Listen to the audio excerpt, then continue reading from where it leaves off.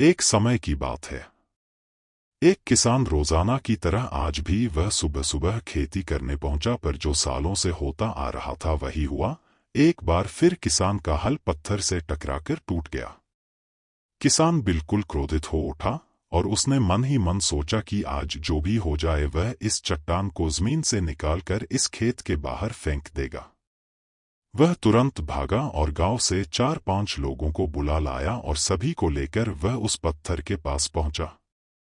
मित्रों, किसान बोला, ये देखो, जमीन से निकले चट्टान के इस हिस्से ने मेरा बहुत नुकसान किया है और आज हम सभी को मिलकर इसे जड़ से निकालना है और खेत के बाहर फेंक देना है।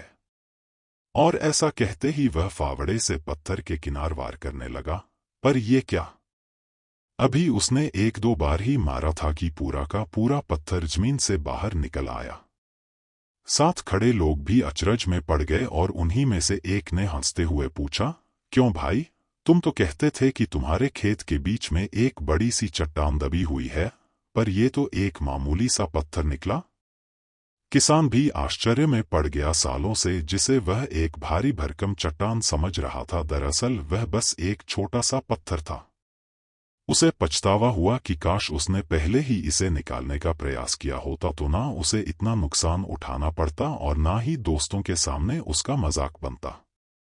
दोस्तों, इस किसान की तरह ही हम भी कई बार जिंदगी में आने वाली छोटी छोटी बाधाओं को बहुत बड़ा समझ लेते हैं और उनसे निपटने की बजाय तकलीफ उठाते रहते हैं। जरूरत इस बात की है कि हम बिना समय गंवाए उन मुसीबतों से लड़ें, और जब हम ऐसा करेंगे तो कुछ ही समय में चट्टान सी दिखने वाली समस्या एक छोटे से पत्थर के समान दिखने लगेगी, जिसे हम आसानी से ठोकर मारकर आगे बढ़ सकते हैं।